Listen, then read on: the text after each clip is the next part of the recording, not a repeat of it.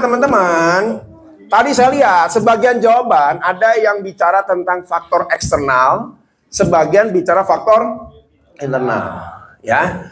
Tapi dari pengalaman saya, ya, mungkin 2 tahun terakhir ya, kalau banyak perusahaan yang minta training itu, hampir 80% itu training tentang komunikasi. Jadi kalau saya lihat, problem terbesar itu bukan di luar, Pak. Tantangan terbesar bukan di luar. Tantangan terbesar ada di dalam diri kita. Sadar tidak sadar, ya. Walaupun kita lihat macam-macam tadi ya, pemagaran lah, masalah lahan, masalah regulasi dan sebagainya. Tapi sebenarnya masalah terbesar itu ada di dalam diri kita, ya. Jadi saya berharap dalam waktu yang terbatas ini, yuk kita akan kupas habis sedikit demi sedikit, ya. Karena saya yakin kalau kita mau punya target besar, problem yang harus diselesaikan ada di internal kita masing-masing, gitu kan ya. Nanti kita sepakati, kita mau bagaimana sih ke depan, gitu. Oke, kita mulai dengan yang pertama dulu deh. Nah, inilah kalau namanya komunikasi itu kayak begini.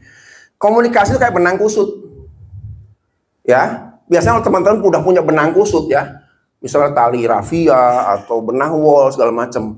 Yang dilakukan apa? Yang cepat lakukan. Buang ya, karena pusing, betul nggak? Repot, ribet, narik ujungnya susah kusut, sudah kenceng di dalam dan lain sebagainya.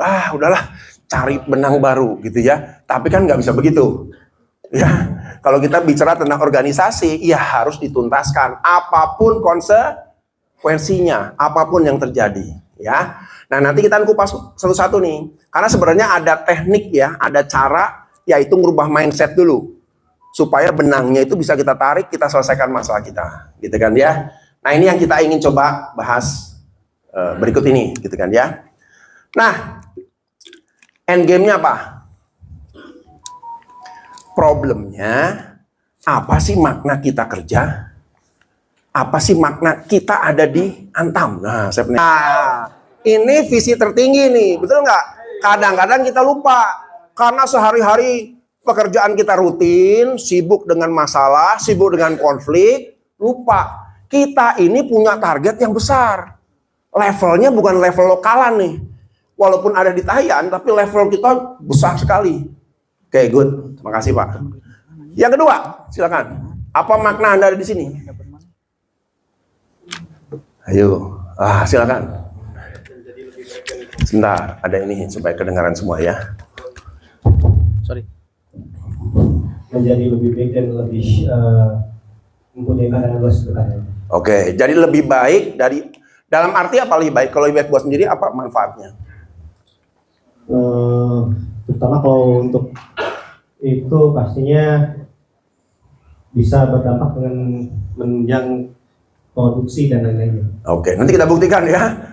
Betul nggak sih impact dari apa yang kita lakukan, impactnya besar ke organisasi dan ke negara gitu kan ya. 100.000. Ini pertanyaan tambahan ya.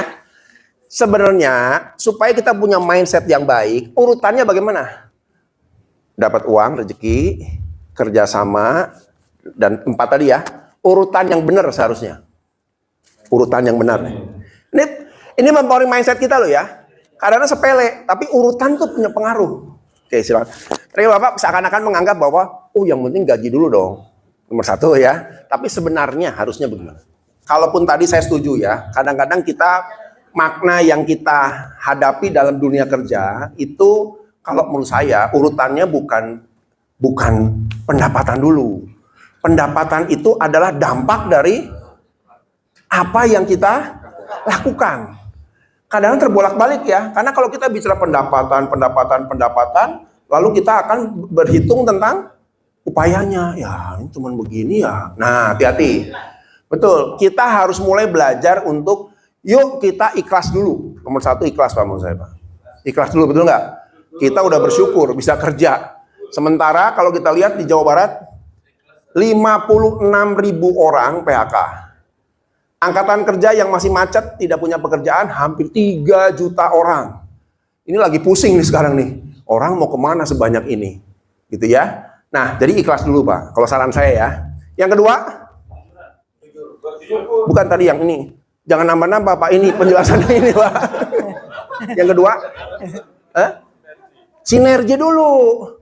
Karena kalau kita sudah ikhlas, even kita hidup dalam dunia pekerjaan yang penuh dengan konflik, ya ikhlas. Ya sudah deh.